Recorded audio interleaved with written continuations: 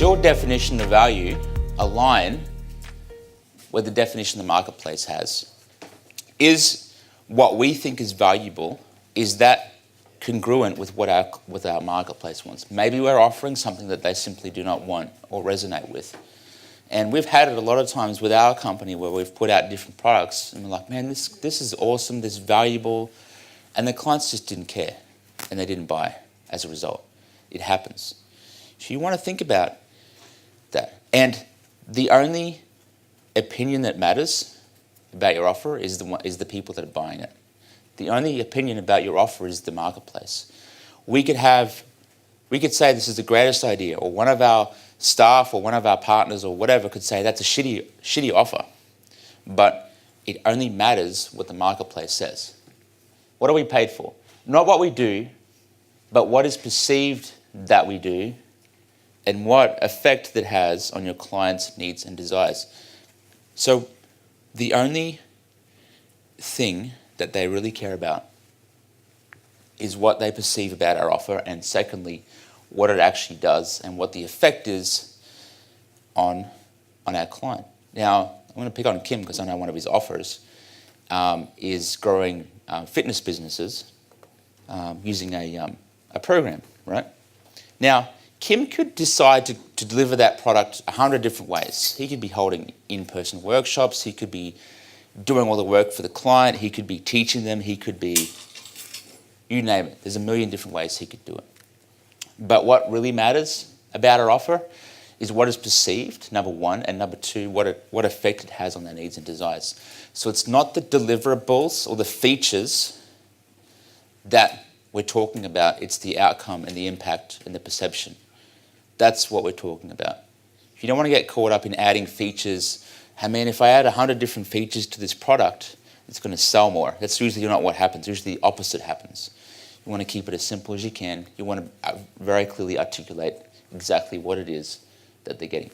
You'll need to tailor your product or service and experience to become irresistible. A lot of the times, what I find is if someone has problems with doing a taking stock, it's because they're trying to retrofit their product into a taking stock rather than doing a taking stock on their client. So they're thinking about how do I fit my product into the client rather than how do I create an offer that my client will want. So if you're going to go backwards and try and fit your product into the taking stock, it's not going to work, because you need to really understand what it is that they want. And if what you provide isn't what they want, then you have to change what you have to sell. Mentor of mine, Jay Abraham, he says you have to fall in love with your client, not your product or service. If you fall in love with your product, then you're going to try and flog the product. Everyone's going to know about it. You know, when you get on the phone with someone and you know they don't care about you, all they want to do is sell their product, you know, right? You can tell. But if you talk to somebody who you know really cares about you and your business, you know from how they look after you, what they say, all these things. And so we need to make sure we're not just trying to sell a product, but an offer. An offer starts with your prospect's problem, frustrations, and anxieties, not your product features. Don't be rigid or stuck in your old ways. Don't fall in love with your product or service. Fall in love with your client. Bond Halbert actually uses a really good example of this. He says, let's just say that you're in the market for, you want to sell the world's best dog catcher. You know, the thing that picks up the balls and throws it? And so you do some research and you find out that people's frustrations with dog catchers is number one, you know, they fall apart, they break. The color of the dog catcher is the wrong color, so when you drop it in the grass, you can't see it. All these things, and so you think, well, if I fix up all these frustrations with this product, then I'm going to have the world's best offer for this product. And so you work out what the client needs first, and then you add those things into your product or service. So in his case, he doesn't want to create the dog catcher and have it cheap plastic. He wants it that's going to be solid and strong. So he's going to create the product or service from the taking stock. Does this make sense? Right? We don't want to try and just we want to try and give somebody something they don't want.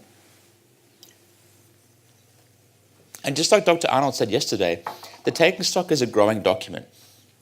You know, as you go, you're going to be adapting, changing your product based on feedback, complaints, based on observations on how everyone uses your product or service. You know, we do that consistently, continuously. Every single month we look at, you know, the Mastermind, we look at everything, and we say, well, heck, can we improve this? Can we change that? And I'll go through some of those examples with you in a minute. Many great offers have begun with identifying unsatisfied needs or frustrations with service. Really good examples of this. Virgin Airlines. Richard Branson said he realized that airlines were expensive. They didn't care about their clients. You know, who was flying pre-Virgin days? It was expensive. It was a terrible experience. It was just the worst. And so he came in and really revolutionized everything because he realized that he could provide better service and better prices.